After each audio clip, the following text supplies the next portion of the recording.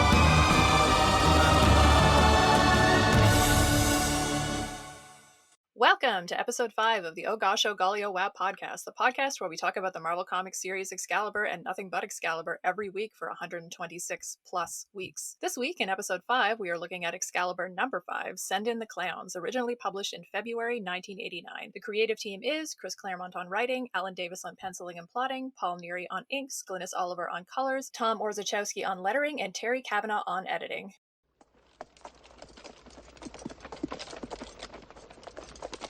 We have won battles against armies, and our one man defeats all my knights. He's a mighty opponent.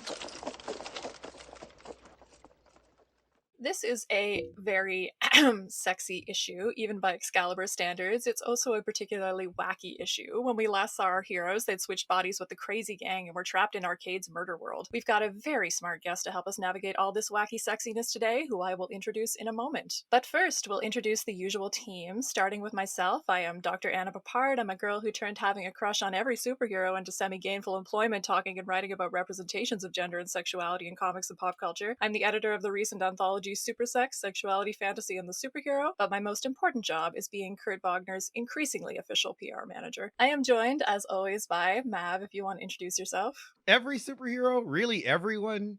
No, that's true. That's true. Only kind of, I've got a handful, but the comics that I've really fallen in love with, I've always had a superhero crush to anchor me in that comic. That's so fair. That's absolutely fair. My name is Christopher Maverick, but you can call me Mav. I am an academic of on so many different levels. I'm doing a PhD at Duquesne University, where I am also an adjunct professor, and I'm also an adjunct at Mount Aloysius College, both of which are in Pennsylvania. And I focus on representations of or I focus on pop culture and representations of race, gender, class, sexuality, in things like comic books, television, movies. I'm the host of another podcast called Vox Popcast, and I am excited about this because in many ways, one of my favorite issues, except for one thing that we will talk about eventually, I'm sure. Oh, excellent. Okay, Andrew, would you like to introduce yourself? Sure. I'm Dr. Andrew DeMann. I'm a lecturer at St. Jerome's on the campus of the University of Waterloo. I'm also the project lead for the Claremont Run, which is a big academic study with social media manifestation on Chris Claremont's work. And I want to be Megan's adopted father who just thinks she can do better. And yeah. Oh. I don't know whether that's like sweet or creepy, and it's maybe a little bit of both. Oh, but it's both. I'm gonna say sweet because she does need someone looking out for her, and it can't possibly be Kurt. So, as I mentioned, we are joined by a very exciting guest for today's episode. We are joined by Dr. Shawn Gilmore. Welcome, Shawn. Hello, everybody. So I'm Shawn Gilmore. I'm a senior lecturer at the University of Illinois at Urbana-Champaign. I primarily focus on teaching matters most days, but I teach comics and prose, as well as a lot of other popular culture and a bunch of composition. But these days, I often do a lot of work with a site I founded and edit called the Vault of Culture, which is vaultofculture.com, which doesn't exclusively focus on comics, but spends a lot of its time focused on looking at unexamined parts of culture and is open to both scholarly and lay writers. And I spent a lot of time reading and thinking about comics, in part because this semester in particular, I'm teaching an Introduction to Comics course. And so I've spent a lot of time thinking about recently missing corners of the thing we call comic studies. So hopefully I'll be able to bring some things to today's discussion. Oh, you will definitely be able to bring some things to today's discussion. I met Shawn at the Comic Study Society conference, I think at Urbana-Champaign, the year that it was there, the first year, I guess, that they had it. And it is, at the time that we're recording this, the 1-year anniversary of Shawn's site, Vault of Culture, publishing an essay that I wrote about Nightcrawler. That was kind of part of my rediscovering the character, rediscovering X-Men comics, which became a reread of Excalibur. So in some ways, Shawn, you are part of the genesis of this podcast. Not in some ways, like in a major way, because if I hadn't found a place to publish that piece and like got so much wonderful feedback on that piece and really felt like it was worth continuing some of those conversations, maybe we wouldn't be here today. Well, Thanks, I'm Shawn. happy that I could have participated in that. Well, thank you so much. I really appreciate it. So Shawn, we will start with you. We always start with we're going to get into a summary of the issue in a moment, but I did want to ask you, first of all, is this your first time reading Excalibur? Yeah, so I've listened to your first few pods on the first few issues, and up until about a week ago, I think I might have confused Excalibur with Camelot 3000, to be honest. Oh. In terms of well, books that are another first. really good series, and that's understandable. It is, and I'll point out Camelot 3000 is in the bookstore display in the opening one-shot issue, along with the other Arthuriana books. So, oh, good catch! It is. It's in there because I keep an eye for all book references in all comics. Such a wonderful book too. But one thing, I have no experience with reading Excalibur before about a week ago. I have read some of the short runs within the Claremont run on X-Men, but I've never attempted to read that in full, either due to its fairly daunting nature in both amount and also pop culture reverence. Yeah, there's a lot of comics that I haven't read because, like, I've never read Swamp Thing because I just get told so many times to read Swamp Thing, and I'm like, honestly, at this point, what am I going to offer the conversation on Swamp Thing? I got nothing. I got so many other things. So, but I've read your God Loves Man Kills. I've read your Days of Future Pasts. I know the era of some of these things, both before and after. But Excalibur, other than knowing it had Captain Britain in it somehow, which I was aware of, and knowing that there were other intrusions of American pop culture, especially comics, into Britain, including Justice League Europe, which started the year after, I had no real idea what this book was going to be about. So that's my real starting point. I have a question though, but did you read Sword is Drawn and 1, 2, 3, and 4 before this, or did you just start with number 5? I read Sword is Drawn in 1, 2, 3, 4. Anna told me that 4 leads directly into this, so I read those two back to back a few days ago. Okay. So I have seen a lot of the things that have been introduced, and I have listened to your explanations of a couple of things that made no sense at all, including the stuff with a silver head that has no name that takes on some properties, I guess. Kid that doesn't seem to be part of any continuity. I don't know where that kid's going at all. And I totally believe you that those go somewhere, but I will tell you, in the comic, that is really nonsensical. And will be for another year of these episodes. Yeah. I mean, I feel bad that we're kind of like just teasing it like that, but I mean, those people who have read Excalibur before will know, so they're at an advantage there. But I mean, you can Google these things too if you really want to Google that phrase, and you really want to Google Widget the Robot, you will find the character's entire history. But we will talk about that history as it comes up in the comics that we're reading as well. I think we'll get into our summary of the issue and we'll come back to some of those first impressions specific to this issue.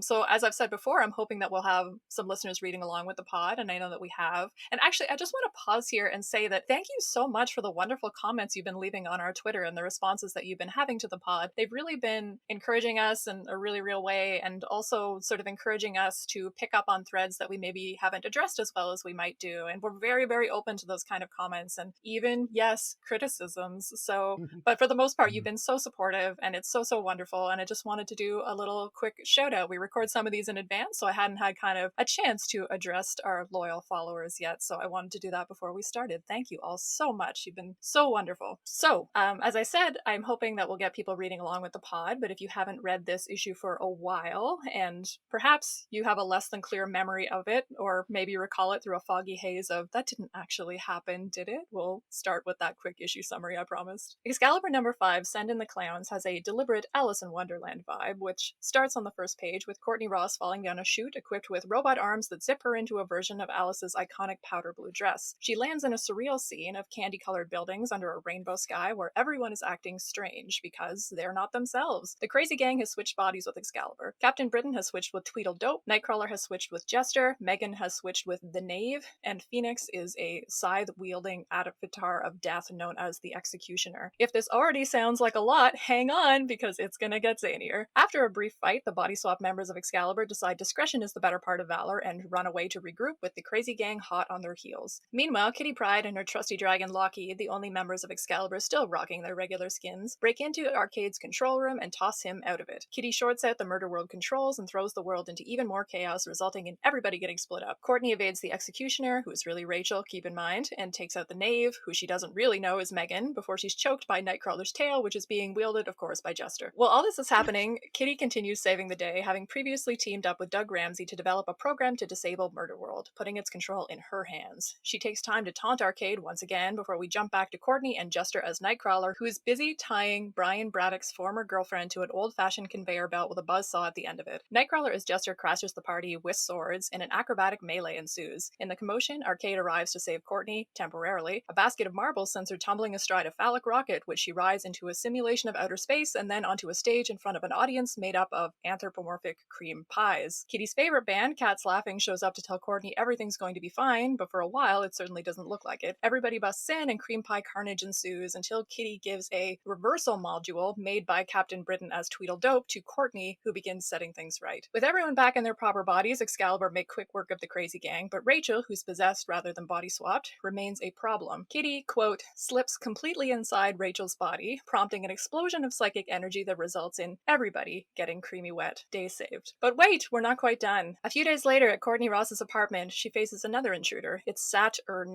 the fascist version of the omniversal Majestrix Saturnine, who had been transported to Earth through a portal created by Widget in the last issue. Saturnine kills Courtney and takes her place. We cut to a bar where Kurt is giving Brian advice about manhood before returning to the apartment of Saturnine as Courtney. Brian arrives and is greeted with a kiss that he doesn't try to resist. He drops the roses he brought with him to the floor as Saturnine grips him tighter, and we fade to black. Okay, so this is an issue of Excalibur. There are a lot of issues I feel like could be in the running for definitive issues of Excalibur, but for me, this one is right up there. Like, if I had to give someone an issue of Excalibur to test their amenability to the idea of Excalibur, I might give them this one. I'd figure, like, if they don't get scared off by this issue, there's hope they might hang in there for the long haul. But I wanted to put the first impressions back to all of you, perhaps starting with Shawn, who's a relative newbie to Excalibur at this point. So, Shawn, what did you make of this issue? Anything that sort of stood out to you, or you seem like you're ready to go for it, so go for it.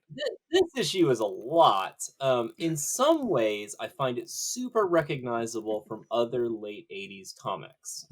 So this is the kind of thing that might happen in a Doom Patrol run. Sure. Oh, Right? Where you get yes. explicit references to Alice in Wonderland, Wizard of Oz, like that tropey business was floating around. But it requires that you really quickly pick up on the mind swapping logic. But then it introduces that Phoenix has a different setup, that she's actually fully possessed, and it's set in a location, and I'm going to ask you guys this because I don't get it, that has rules I don't understand. I don't understand how Murder World works, like as a physical location, because To assume there are rules of it Murder was, World is generous. yeah, I thought it was Westworld with like a control center and animatronics. Yeah, you But got it it. turns out that they can manifest a band and cream pies. I don't know I don't understand any of what that part is. Like the logic internal to the space they're in is as you said, quote unquote logic. But that said, I like the dynamics of the book quite a lot. I actually think it's a lot of fun to watch the characterization reversals, as they pair off in these duels. And then in your summary, you pointed out there's a really interesting kind of body possession sexual climax thing going on that I Yes. find we should talk about quite a lot, because I'm sure we will want to. But that, is almost too overt as they're splashing around in white goo for a number of pages to emerge as themselves. Yes, I mean, it was, how do I want to phrase this? Did kind of the sexual metaphors in the comic surprise you? Like, does it sound or seem consistent with other comics from the era? Because I will say the part of my first impression, and it's not a first impression because I've read this issue before, but rereading this issue, just how sexual it is and how blatant the sexual imagery is while still being kind of surreal and still being metaphor for most of the comic. I was really surprised by how kind of heavy-handed it was. Like, did that strike you as well? It's a little striking. I will note that it's sexual, but there's not a lot of focus on desire. It's like these are the Mm. things that are happening because of the setup, which have to do with, inhabiting bodies. But it's not, it doesn't, no one ever is expressing a lot of lust to get there. It's just the consequence of the way they've constructed it. But they do spend a lot of time, for example, on this transformation scene that Megan has, and then splashing through the cream pies. It's very hard not to read all of that in a sexual lens, and I can't imagine that's unintentional. Yes. Maybe it's No. because I've read a lot of things since that nothing really bothers me about comics anymore, but it does strike me that if these characters were expressing a lot of interiority that suggested they were getting a lot of actual pleasure out of all of this, it would really be surprising. But it seems like it's the frame they're put in that is in those terms. Yeah, that's really, really interesting. It's sort of a sexual context, but yeah, I want to get back to what you're saying about that lack of expression of desire, because I think that's a really good point in terms of how this comic gets away with some of what it gets away with by sort of, presenting these sexual situations by not making them explicitly sexual. I want to get back to that, but I want to get back to other people's first impressions as well. Mav, Andrew, first impressions. They killed Courtney, you bastards.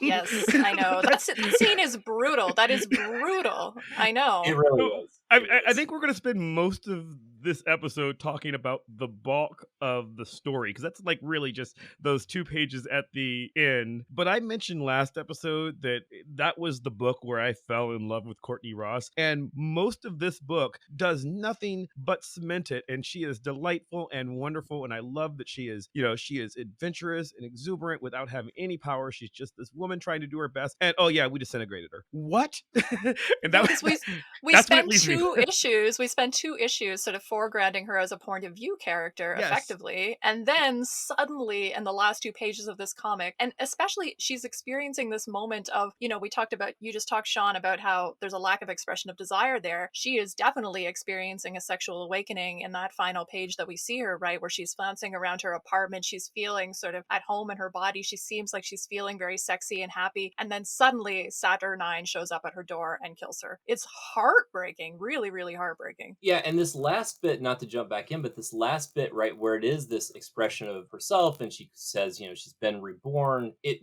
brings us back to the actual opening frame where she's introduced as the former girlfriend, and she's only in this position because she's a former girlfriend, which is your straight Green Lantern fridging situation. That's all that is, right? And it's a really weird place to then land us, right? It's really harsh to then imagine that this Courtney Ross figure, who I didn't know a lot about other than knowing she existed as, tied to Captain Britain, I, reading along, think like, oh, she's going to go some interesting places, and then to have those as those closing pages. Yep, that was my big takeaway from this. When I read this as a kid the first time, I was exactly where you are now. I had very little knowledge of her from before. As Anna just said, I spent 2 issues basically falling in love with her as they make her not just point of view, she's the central character for issues 4 and 5 of this. And then I'm left with a picture of her ashes on the floor. And just, I don't know if this is some kind of spoilers, this is anti-spoilers for any listener reading along with us. She's dead. This is not a fake out.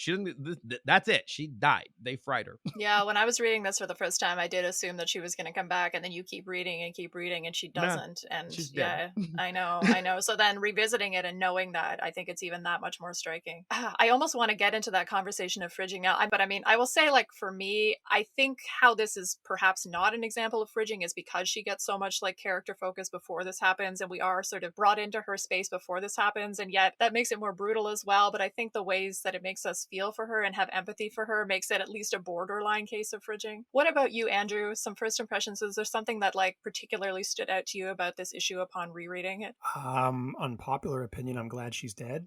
Ah, I like the character, but I think it's really important to establish that continuity with Captain Britain. Captain Britain, particularly under Moore, Delano, and maybe even Thorpe, was all about how the superhero adventuring thing has consequence. You know what I mean? It's not a romp. So to see that kind of resurface this way, to have her develop this love of being in a superhero's world and have that have the consequence of her being obliterated, I really like that. I know it reads as tonally inconsistent, but it establishes stakes for me. And Courtney was a throwaway character. Mm-hmm. She was a nothing character. Claremont just did his job a little bit too well in building her up in these last 2 issues to die.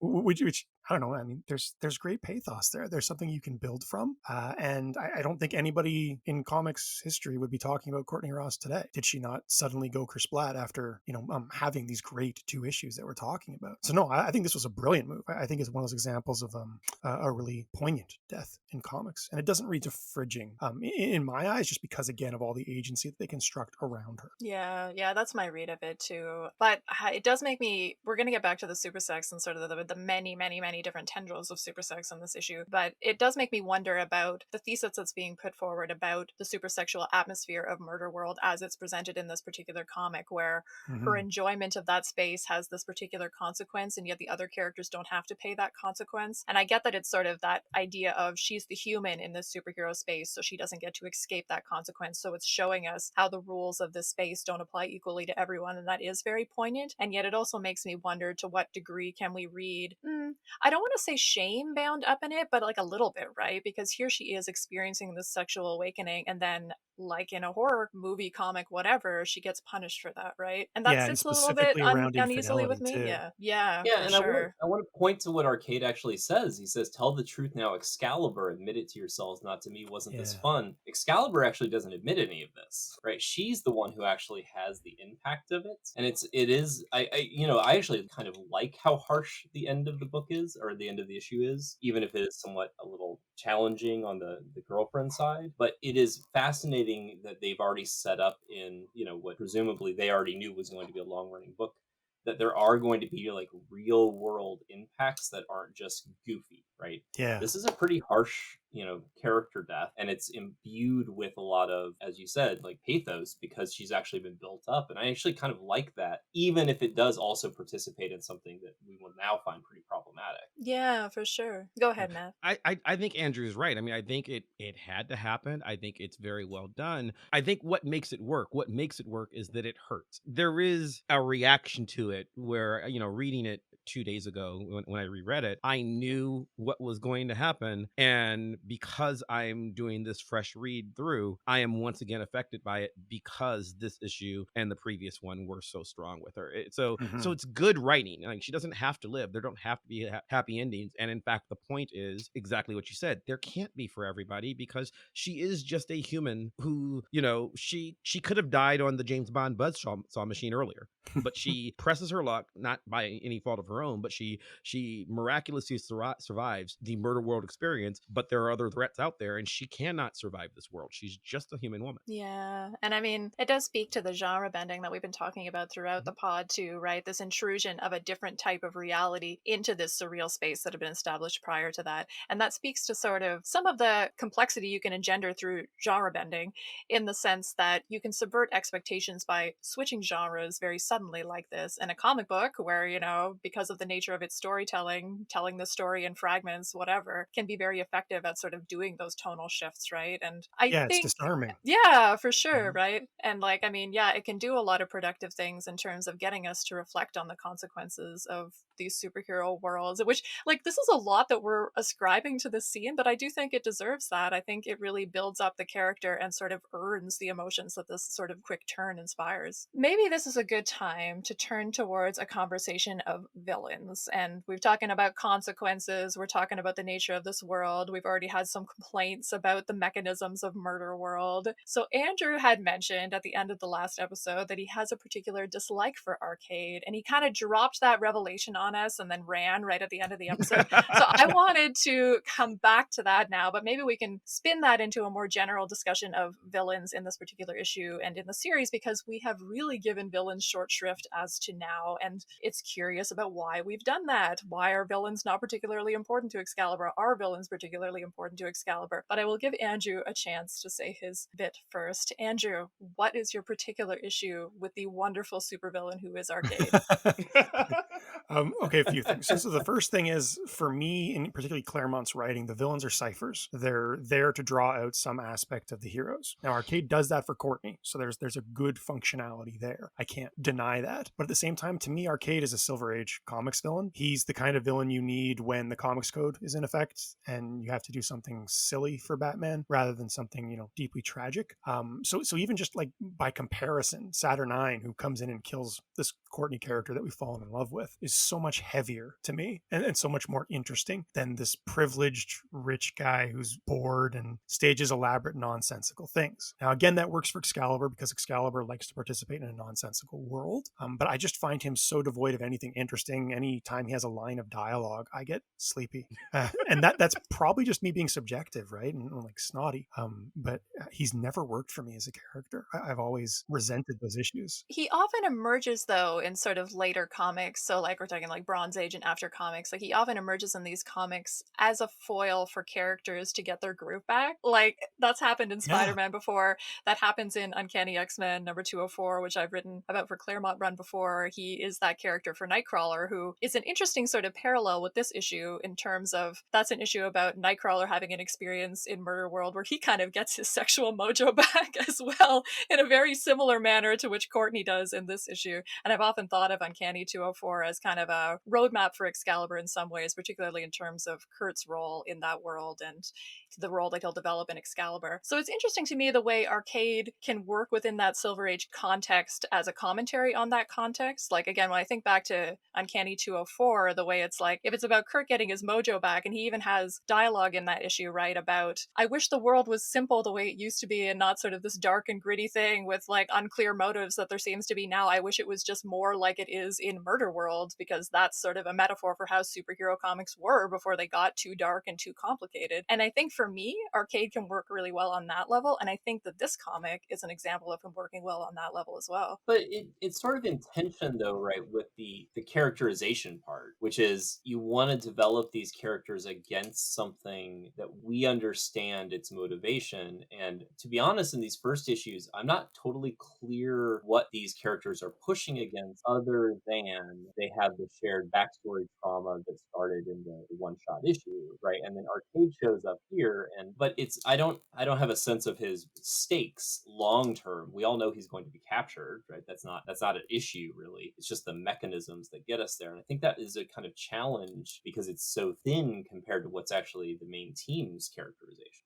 Well, maybe we need to get at this by getting sort of back to what we personally, or, critically or whatever, view as the role of a supervillain in superhero comics. I do think that supervillains haven't been that important to the first 5 issues of Excalibur. I think the thing that they've been fighting are personal demons, and the villains, as Andrew said, are more ciphers for that than anything else. But what do we think makes a good villain? Like, what are we looking for when we look for a good villain in a superhero comic book? I mean, some of the critical theories are that should be an inverse of the superhero, and we understand the superhero better through that inverse relationship. It could be the cipher argument that Andrew brought up, right? That, the interaction with the supervillain isn't the real story. It's how the superheroes react to the aftermath of that interaction with the supervillain. And that's something we see that gets us right back to Uncanny 204. What's interesting about that issue is Kurt's reaction to the non-battle he doesn't have with the Beyonder, right? So that's like a total subversion of how villains should work in a quote-unquote traditional superhero comic. What about that question? What do villains do for us? Have they been important in Excalibur? Does it matter that they have been or haven't been important in Excalibur? I think the answer is yes, but there's a qualifier to the yes, because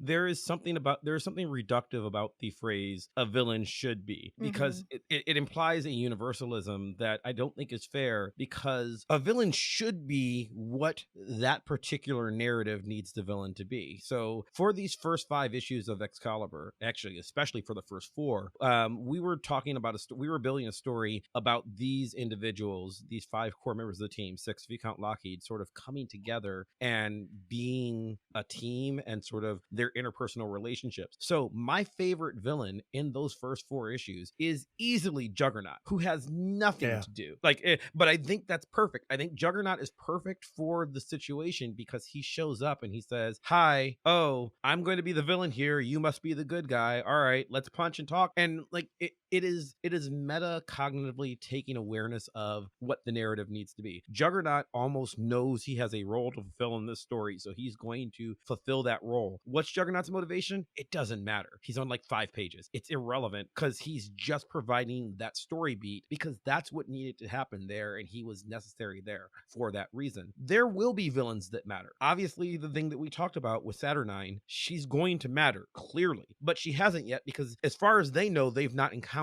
her yet in this. I mean, Brian has before, but I mean, for this current storyline, they don't know that Saturnine's an issue, so that doesn't matter. Yeah, I mean, that makes me think of like sort of the good and bad of the use of villains in these early issues of Excalibur, because I think you can argue that the main storyline of Excalibur takes too long to get going in the sense that we don't have sort of what their mission is going to be clearly established until quite a bit later. And yet we've done so much good work getting to know these characters as well. So I don't know, I go both ways on that. Right. I mean, I think roles are fulfilled, right? Like Arcade does the job that he needs to do, and he's got, this is probably the most motivation that Arcade's had in any appearance that he'd had to date. I mean, Andrew's right. He was a throwaway, silly, he's a Bond villain. His job is to laugh and trap you in death traps because that's what Arcade does. His backstory is irrelevant. His motivations are relevant for pretty much all of his personal appearances. Here, he at least kind of sort of wants something. He kind of sort of has personality. Not much. Andrew's not wrong, but it's more than he'd ever gotten. He is perfect for creating consequences that Courtney can face because she's our hero in the story. And they're consequences she can face and she can overcome, but still have very real risks to her. You can't toss Courtney up against the Dark Phoenix. You know, you can't toss her up against the Mojo, but she could maybe survive Murder World if she's lucky, if she's, you know, she's plucky and she's got some final girl mojo going from horror movies. Sure. Yeah, so you're saying that you think the villain in this particular book, this particular issue is like effective because it's doing what the book needs a villain to do to tell the story that it wants to tell, right? What about you, Shawn? What do you look for in terms of like a villain in a superhero comic? You've certainly got lots of experience reading all different types of superhero comics.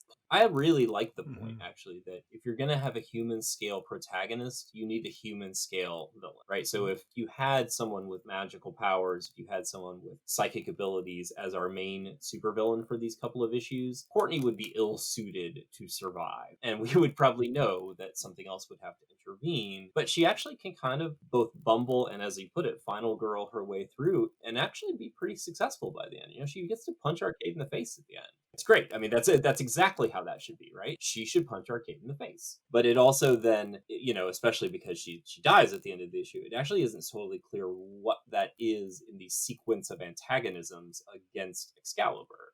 And I would, you know, as a reader who's now going to try to continue reading, would hope that things start to build or connect somewhere to get a sense of some pattern or organizing logic as opposed to just one-offs over and over. I was going to say, for context, I would like to point out that Courtney actually has fought Arcade before. She appears in Marvel Team Up, where Spider-Man and Brian are together. She has one line, and I think it's "O'Brien, I," and then it gets cut off.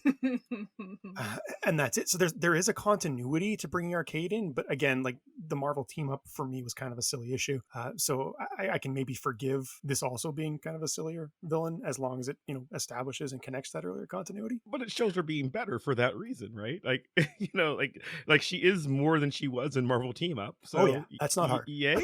But I mean, if we think about that too, in terms of the context of the history of Claremont having a number of occasions in which he's taken neglected female characters and rewritten them to be much more powerful characters, right? I mean, in terms of like rewriting Carol Danvers' story, after the disastrous Avengers 200 with the Marcus rape thing, right? He has her come back and confront the Avengers. He did a lot of interesting work with Carol Danvers, actually. And, there's been a few different female characters that he's done that for. And so maybe it's very meaningful that he picks up Courtney, who that was her last interaction with Arcade, and gives her 2 wonderful issues of sort of reasserting her agency and getting to punch Arcade at the end before this tragic death that really, I don't know, like, again, we've already talked about that, but like the good and bad things that does for Courtney as a character, but to give her these wonderful 2 issues that really make us care about her as a character is just like, I don't know, that's really, really wonderful, I think. Well, let's talk about, we've been kind of been bringing this up sort of on and off, but it can relate to sort of this villains thing a little bit, which is like the surreal context of this world. And I think that could apply to Excalibur as a whole for the most part, at least during the Claremont and Davis era. But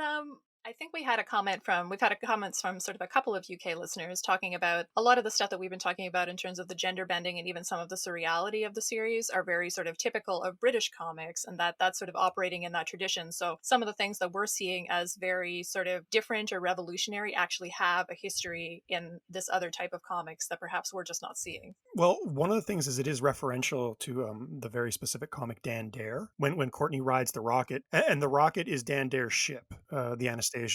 So like that's a really clear winking reference. Claremont is on record as being deeply influenced by Dan Dare, which was a very kind of cumulative story in British science fiction comics.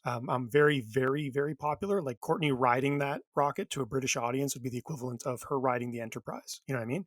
It really strongly connecting to that. Other than that, Davis is a very British styled illustrator, but he's marveled the hell out of his style with the help of Paul Neary here. So you're seeing the really heavy inks that are in direct contrast to the usual sort of British style that we were seeing at this time. Very similar to what happens to Brian Boland when he comes over to DC. I actually see a bunch of this when you go and read the late 70s and early 80s Alan Moore stories in 2000 AD, where they are specifically genre trap stories. He writes sci-fi stories, but they're really, really goofy. Just almost to the point of straight absurdism. And you guys have used the term absurd to describe some of these setups in the past. And the thing that I think is being brought in here is an element of the actual plot description. I mean, if you wrote it out, you could write it as a much more straightforward body horror story, or you could show it in a much more conventional form, but they've retained that humor at the visual level.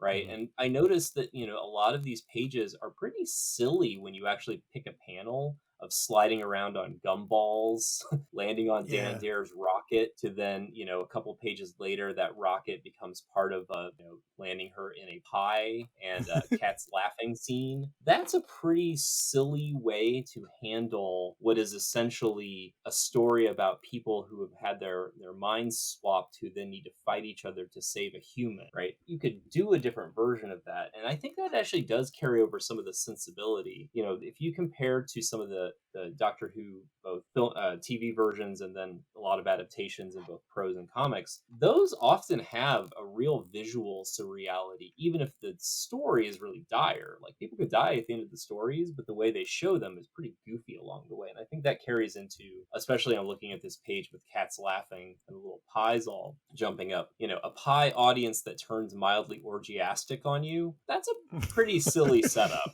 when you actually think about it. And they have really retained how silly it looks to follow through on all those parts. Executioner swinging through and all the little pie faces on that arc of the blade. That's, I will admit, hilarious. Like, if you're just going to do that, you might as well do it all the way. And I feel like that carries over from that British visual sensibility, if nothing else. And I mean, it makes me think of, I've done some work on Canadian superheroes, and one of the things in sort of the critical language around Canadian superheroes is that Canadian superheroes have a hard time embracing, unironically, the heroic model that American superheroes establish. We're not American, we're Canadian. We have that, distrust of those kind of American narratives. And the British context is a little bit different because you have the imperial identity there, which, we don't have that same sense of that in Canada. We're sort of a nation that's stuck between Britain and the USA, so we have a particular particular identity. And yet I see some of that outsiderness, you know, to the approach to Excalibur that I am kind of identifying as similar to like when we see something like Alpha Flight or something, which although it's totally a stereotype of Canada, as a Canadian, when I'm reading it, it also feels very Canadian. I'm like,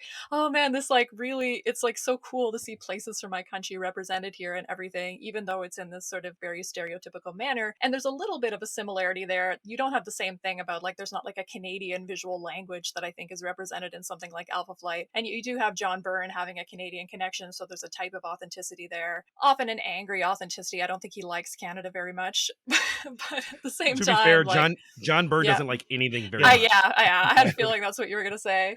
But I like this idea that like even just because of sort of the British context of this comic, it has sort of a distrust of superhero narratives, that it has sort of an outsider perspective on superhero narratives, and some of the self-reflexivity that we're seeing in this comic maybe is rooted in that identity. Yeah, there's a layer of irony that we don't get in, you know, American X-Men comics at this time. I mean, for me, it's my British connection is much more going to be with television than with comics. I've read some British comics, but the British humor that you end up with is out of a Red Dwarf or a Doctor Who. My favorite thing being and I read it as being just one pie. It's probably several of them, but there's one pie that just doesn't want to be here during that cat's laughing scene. So he's just very much, oh, the humanity, the horror, to be, like his quotes as he's just running around waving his little peace sign. And again, they all look the same, so I don't know that it's just the one. But alas, alack, poor Horace, too creamy to live, too fresh to die. Oh, the humanity. And then he's running around,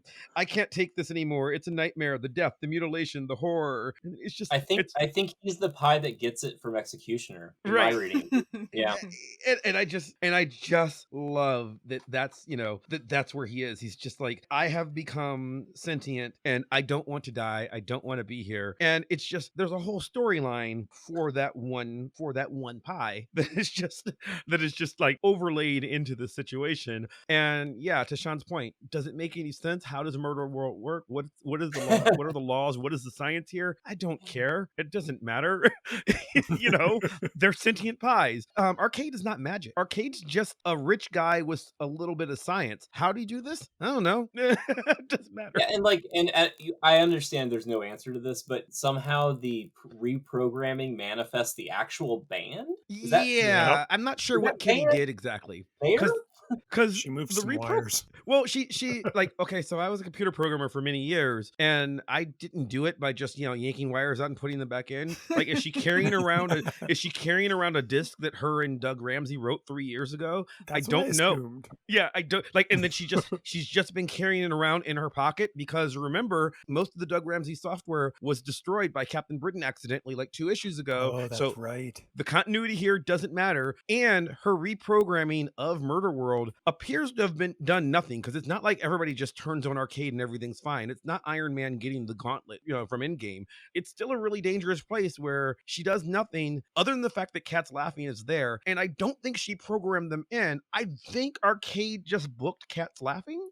That was my impression the first time I read this comic, and then when I was reading it this time, I was like, oh no, it's just a simulation, right? And then I'm just like, wait, no, Kitty explicitly says it's for real. Yeah. You know what? I would actually be very satisfied with Arcade actually just book Cat's Laughing. That's a great explanation. And he would. I mean, the character, as I said, this is the most characterization Arcade's ever gotten, right? So the character of Arcade as exists in this, for the authenticity of his park, I absolutely believe would be like, we need a rockin' Minnesota rock band. Okay.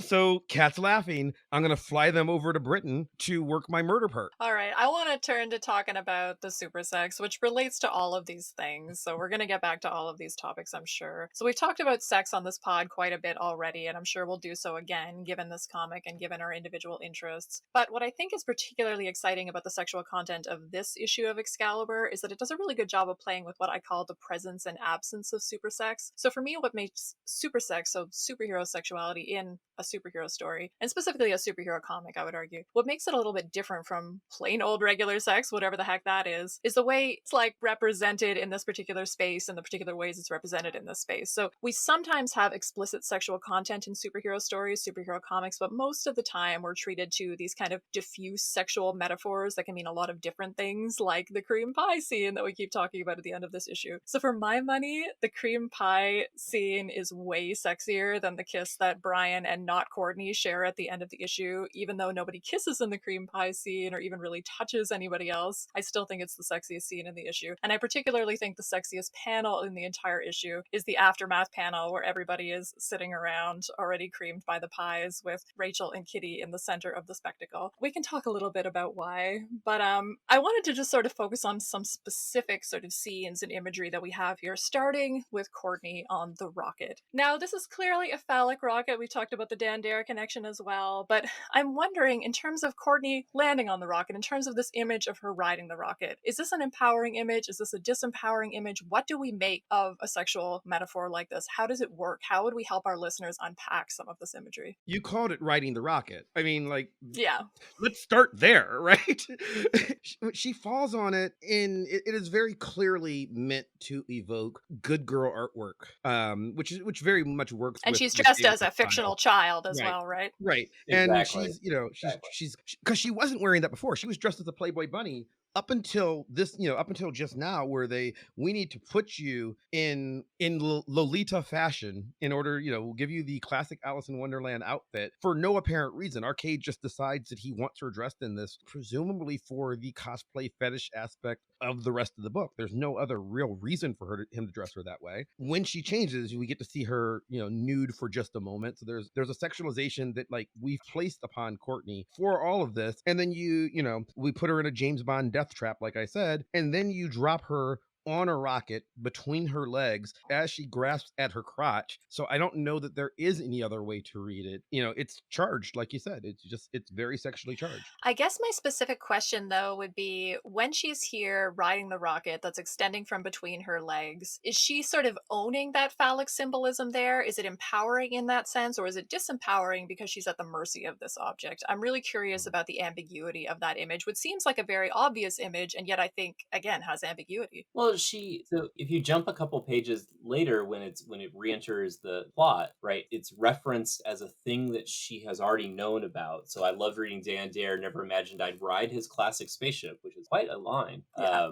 Right. So it has that kind of nostalgia business going on at the same time, but she actually leans into it and then is sort of climbing off it as it actually collides into Captain Britain, who's obviously not really Captain Britain right there.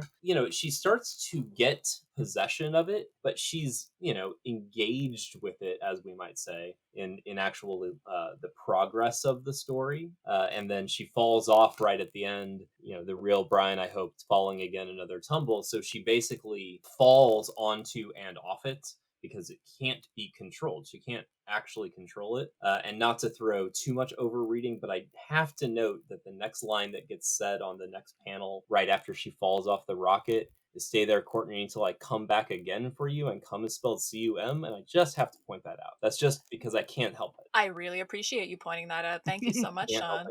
But just that scene where she is riding the rocket. I mean, yeah, I think that she's at its mercy, and yet she's also existing in this place in which she's sort of like pinballing back and forth, and I don't feel a lot of genuine jeopardy within this space for her at this particular point until we get that intrusion of reality at the end. So, like, I mean, it is a space of sexual possibility in a lot of ways, and we can think about her riding a phallic rocket. We can also think about her being knocked onto a giant vibrator, right? So, I mean, like, is she taking pleasure in this scene, or is she at the mercy of this thing? And I think that's what I'm trying to get at in terms of the ambiguity. Would you go so far as to say it's a microcosm of her sort of broader sexual awakening in the issue? The idea that she's been swept up in this, but she finds it deeply enjoyable, and it inspires her. Yeah, I mean, I think for me, that's what's going on with Courtney. I mean, like, as much as I can see her being disempowered throughout the issue, I can also think, like, me following her adventures throughout the issue, it's very erotically charged, but I find it erotically charged in a way that I find pleasurable as I'm reading about it. I don't find it, like, intimidating. I find it's creating kind of a space of surreality that feels safe for me to kind of vicariously enjoy some of the things that she's put through in this issue. And I think that that's really interesting, the way that it is able to achieve that. Well, and I will note that the panel right before she falls onto the slips on the gumballs and falls onto the rocket starts with her yelling "my pleasure," right, hitting Arcade. And there is, we get this trajectory. I think you're right, it is a microcosm of being put into the situation, right? So she's not choosing to fall into the rocket, but once she's on it, she's trying to make something out of it. And there is that kind of progress and discovery element of erotic awakening that we often see in other kinds of less corny narratives. That, then by the time she emerges at the end of the story, thinking about whether did I have fun in Murder World, she had a certain kind of fun in Murder World. That's part of her awakening, right? It isn't fully realized here. It's not as though she actually takes control to full satisfaction. But I do think, that's part of the journey this character is being put on that I think all of us find really fascinating.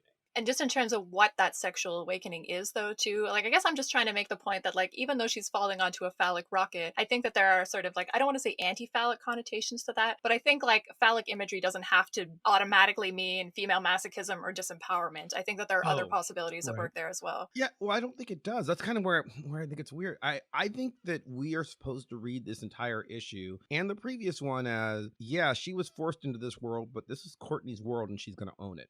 She does take control for 2 issues of the narrative. She should have died in that comedy session before, but it's like, no, I'm funny. She's on the conveyor belt and she has to tell Kurt, yeah, if you're going to rescue me, you better do it soon. And she specifically lifts her head so as not to get buzzsawed, which is a very small detail, but she has a little bit of power here. And then she falls on the rocket. She's saying, oh dear, it's out of control, but she does manage to, I mean, you called it a vibrator almost. She does manage to control it and fly it around and, bang it into Tweedledope Britain. She's got some power here. But then my question, which I guess is mostly for Anna, since you are the one who said you brought up the empowering issue. Yes, it's a sexual awakening for her, but it is still a sexual awakening that was thrust upon her unwittingly by Arcade deciding that she didn't ask for this. She didn't decide, I want to try and explore my superhero sexuality. She was victimized in a, no, babe, I'm putting you here whether you like it or not. And it just so happens that she enjoys it and she just so happens to be good at it. But like, isn't that the same as, I mean, it's a trope of final girlness, right? Like Laurie Strode doesn't ask to be in Halloween.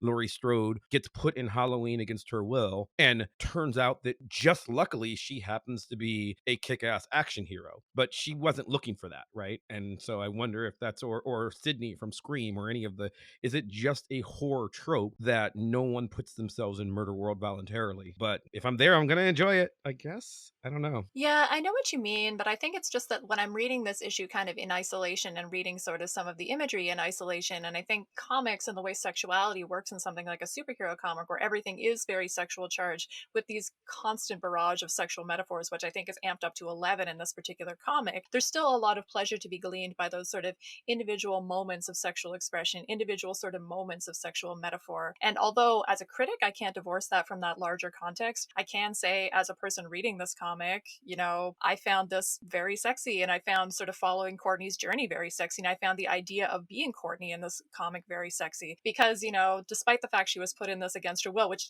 I'm not neglecting that as being super, super, super important, and I'm not like being like, this is the most feminist thing and it's not problematic. And yet, like, again, I think sort of the consequence-free nature of the space while Courtney is in it, at least, lends it a really exciting sexual charge that, again, rereading it, I think I really appreciated more than the first time I read it. That's fair. I wonder if and I wonder if maybe what happens is we have to just accept that the nature of superhero comics is if you're a hero, well, I shouldn't say all heroes, most heroes or even incidental heroes like Courtney, you don't go looking for trouble, right? Trouble always finds you. So it's just her, she's not looking to be in Murder World any more than the rest of Excalibur are. Brian wasn't looking to be in Murder World either. It's just the way things work, right? You get captured and then the enjoyment is being the hero that can take control. She takes control of the sexual nature of this story more so than Kitty, who I'm not really sure what she even did when she reprogrammed it. As I was saying, I don't, she pulled some wires, but it doesn't seem to have changed anything. She says it does, but I don't really know. So Courtney really does seem to embrace this, and there is a power. Yeah, I mean, I guess I'm uncomfortable because she takes control of it and then dies 4 pages I know.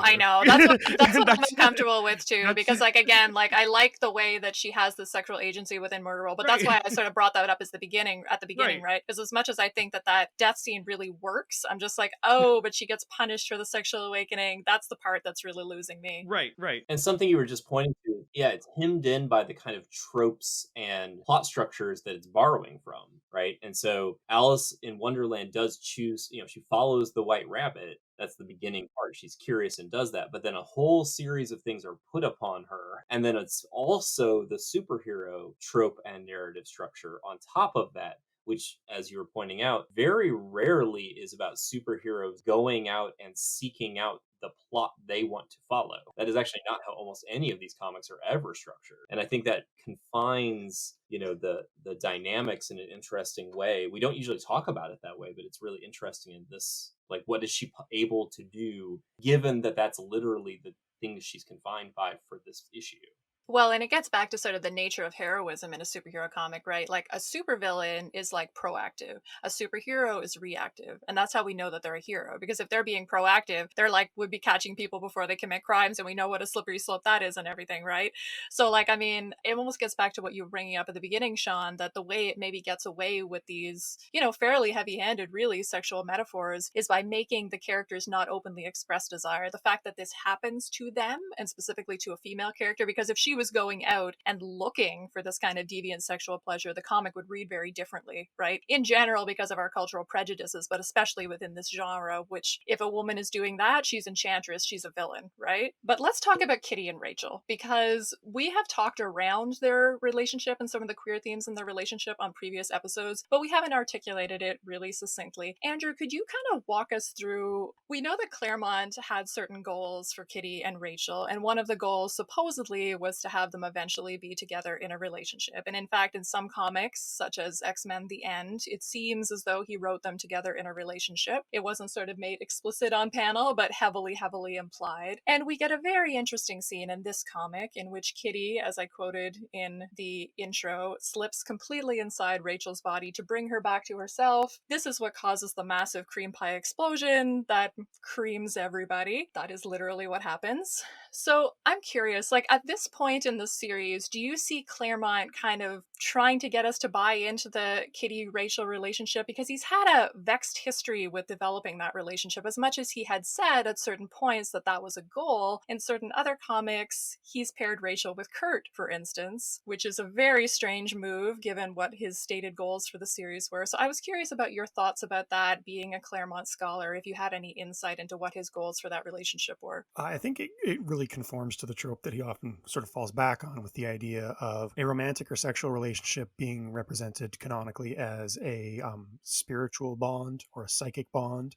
He cultivated that first with Jean and Cyclops, but then we see it very strongly in a queer context with Rain Sinclair, Wolfsbane, and Daniel Moonstar, Mirage in The New Mutants.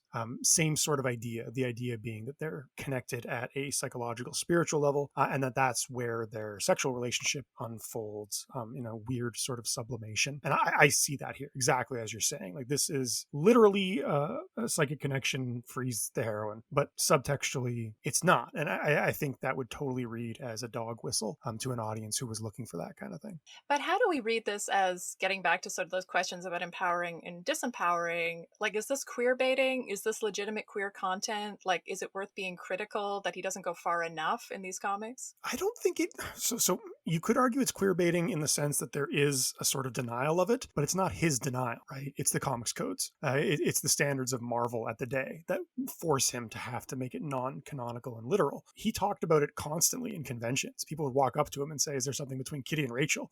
And he'd be like, "Oh yeah." He's just not allowed to write it. So you can interpret it that way, but that's not his intent, or it's like a more complicated version of queer baiting. I wonder, when we talk about queer baiting is very much a modern term that wouldn't have been as in use in 1980. Yeah, for sure. And I wonder if when we're talking about, what Claremont would have done if he would have stayed, right? Claremont claims lots of things. Claremont claims that had he stayed on X-Men any longer than he did, his intent was to kill off Wolverine for real, permanently, for real.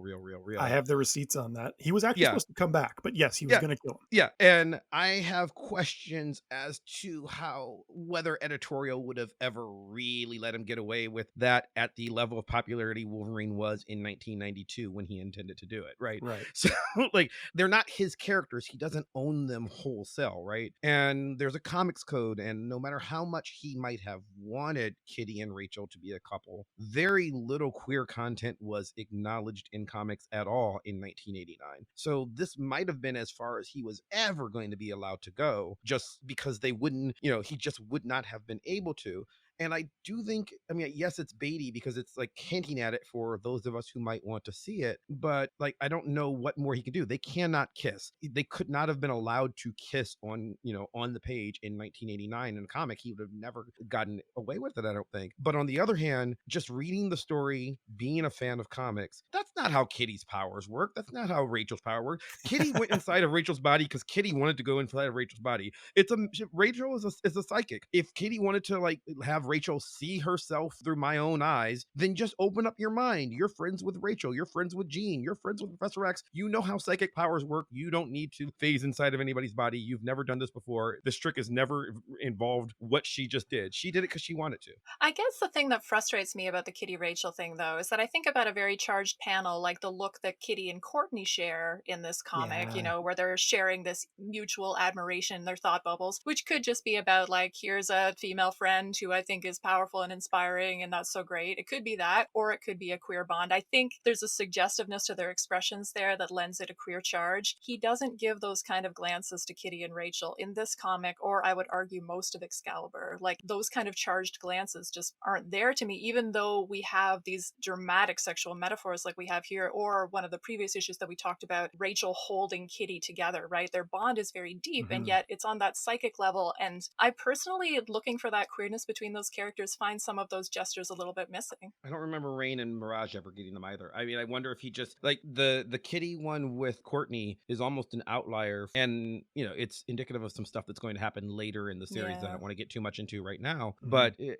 there is a question of how much can he and Davis get away with under the code, which is unfortunate. And I think the code and standards and practices of Marvel, which is better in 2021, but still it's not an indie comic. He doesn't have free reign. I don't know, because it's like you said, Claremont says a lot of things, and I guess I'm just a little bit suspicious about some of these queer themes in his work, just to the extent that, and then this is not me like not celebrating it or something. The scene with Kitty and Rachel is amazing, and I love it to pieces. But at the same time, he has had chances in the 21st century outside the auspices of the comics code, and there's a particularly interesting one that I know a lot of readers probably aren't aware of. So Claremont writes a story in Marvel Comics Presents #5 from 2019 in which he revisits Excalibur, and he makes it very, very clear in that issue that Rachel and Alistair, who we haven't seen Alistair yet, we'll see him in the next issue, are together. And again, that was like this comic where, so the other interesting thing about that Marvel Comics Presents issue is that he strongly intimates, there's a scene with Destiny and Nightcrawler where she calls him her son, and we get some reflection on that intended origin for Nightcrawler with Destiny and Mystique being his parents. So he's like reinserting the queer context, and he gets away with it in that comic by saying like, well, we visited so many multiple Earths, maybe there's a multiple Earth in which she was your parent or whatever. And yet he's still, in that comic, there's a very strong straight washing of Rachel. So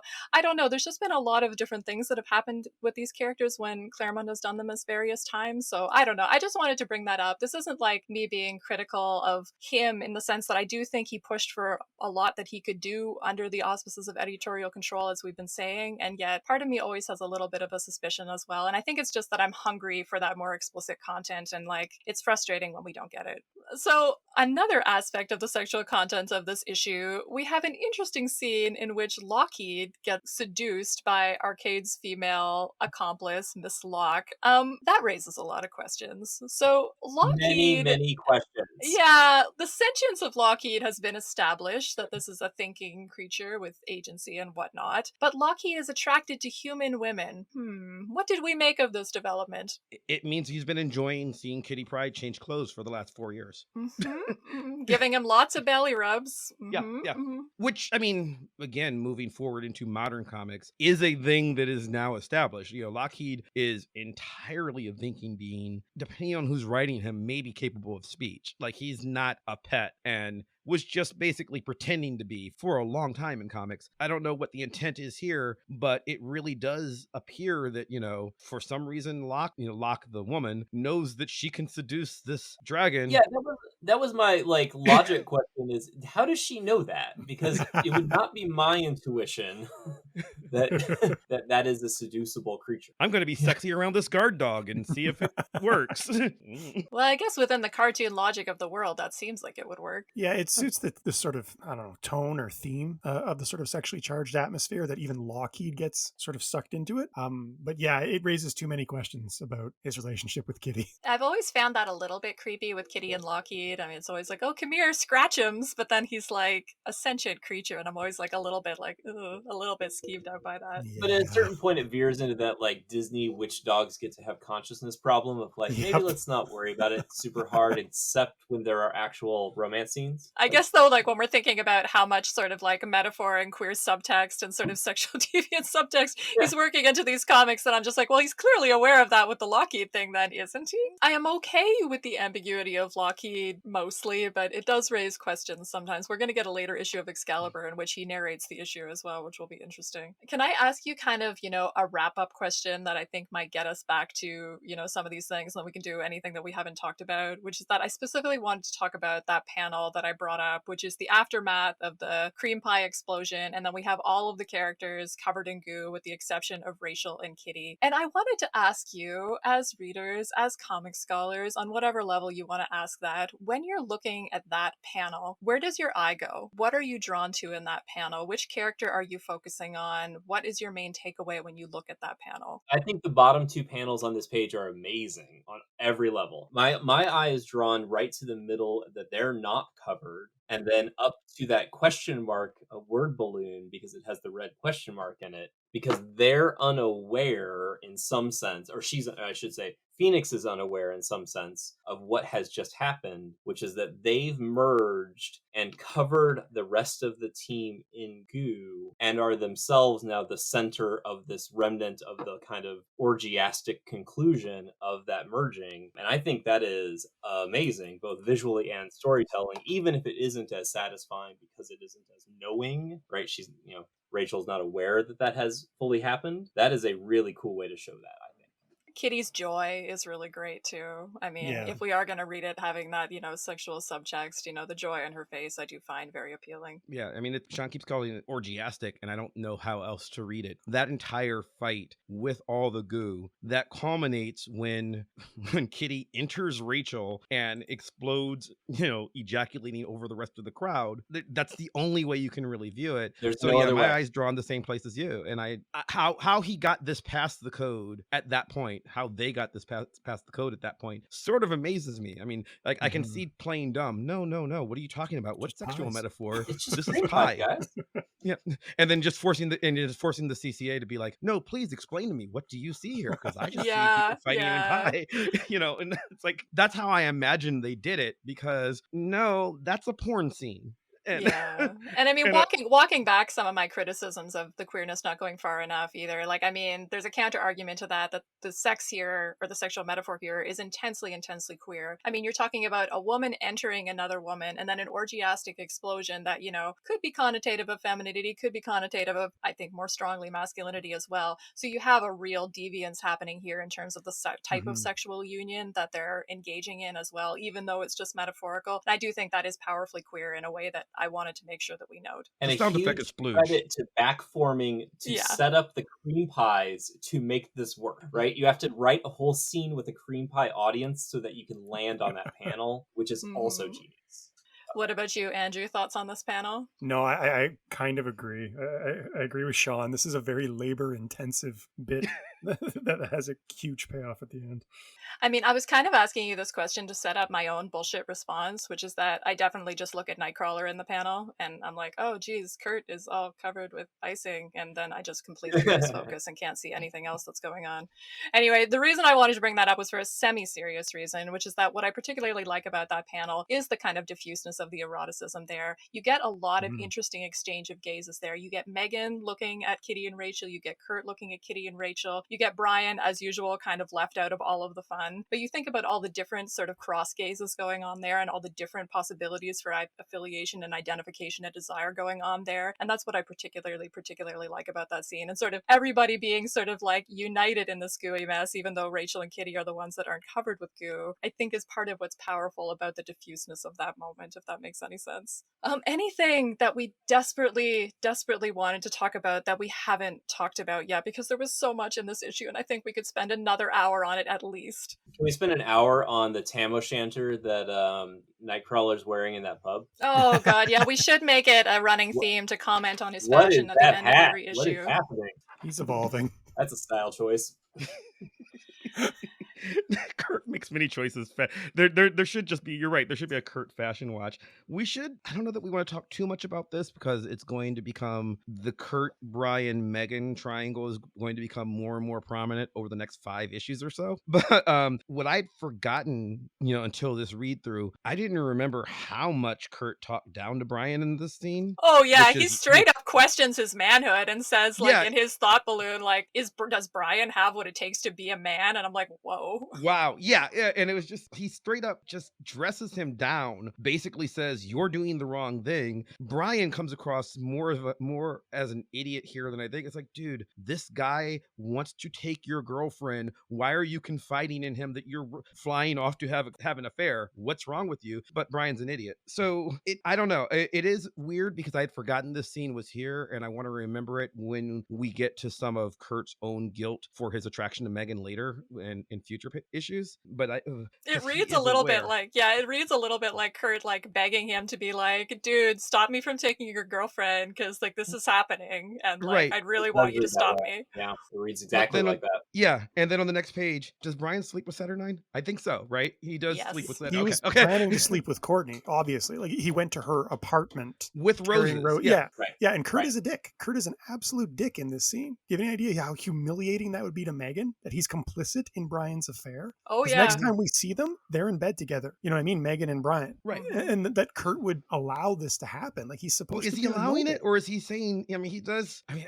why doesn't he go to the lighthouse and tell Megan? Like, I mean, he's critical, but there's a pardon the expression, a really negative like bros before hoes like thing going on here that I'm like, ooh, not the best moment for either of them. No, it's horrible. Yeah, and I'm not sure what they were going after, especially given how their future relationship is going to play out. Like, because they're not bros, right? No. You barely know this dude. Exactly. And you want to take his girlfriend. Like, you explicitly want to take his girlfriend, and you but barely also, know him. You're basically in this scene conspiring with him to allow him to cheat on his girlfriend while pretending to be a shoulder to cry on for her. Not great. Not great. I don't know what we're supposed to do with it, and I think that's why I had edited it out of my head. In future interactions with them, but we will probably come back with it because now that I'm aware, like I didn't really remember how much happened on that one page until this read. Yeah. I wish that we talked a little bit about sort of doppelgangers and agency and consent and how some of those themes kind of work into the sexual metaphors of this issue too, but maybe we'll have to let our listeners talk about that amongst ourselves. Andrew, did you have some final thoughts? I'm mad at Kurt. I think as his PR rep, you have like some brand damage to make up for. Yeah, he's gonna have to come on like a late show and more like a morning show and do some humanizing heart to hearts to make up for his behavior here. I'll have to tour some schools. Flash that winning smile at some people till they all forgive him. Swoon and forgive him. My king, I couldn't do it. Excalibur cannot be lost. Other men. Do as I command. One day, a king will come, and the sword will rise again.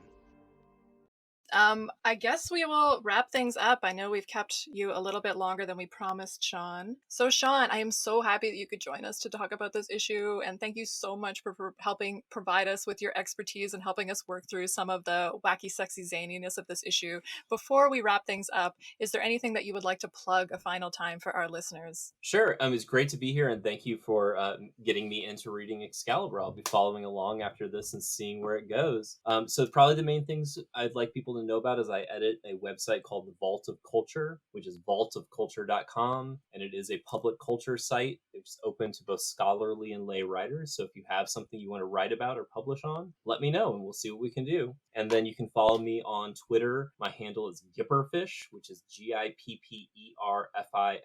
because I never bothered to get my actual name. So that's what I'm thinking. It's actually true. I never even bothered, never even thought it was a good idea. So my name is already taken, and sometimes people tag the poor other Anna Papard and superhero sexuality things, and I'm like, I'm so sorry.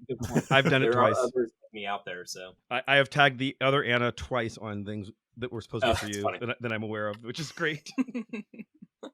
Anyway, thank you so much again, Shawn. It was really great having No the full problem. circle of me publishing the Nightcrawler piece with you and having you come on the pod. Love that. No, this is article, great. Thanks, guys. Next, in 1 week's time, we'll be on to episode 6, in which we will be discussing Excalibur number 6, Goblin Knight, one of Excalibur's 2 Inferno event crossovers. If you enjoyed today's conversation about Excalibur's particular approach to supersex, good news, there'll be more of it next week, set in a very different, darker context of demons and possession and cars come to life. It's going to be wild. In the meantime, if you liked what you heard, please follow us, like, and review the podcast wherever you're listening to it. Or if you want to chat with us about Excalibur or pitch yourself as a guest for a future episode, let us know. You can reach out via our website, goshgollywow.com, where we've got some fun extras, and via Twitter at goshgollywow, where we post daily pages from whatever issue we're reading that week and more fun extras. Thank you, Andrew and Mav, for another super sexy conversation. Thank you, Shawn, for lending us your expertise. Thank you for listening. And a special thanks to Maximilian of Thoughtform Music for our truly epic theme song. Play us out.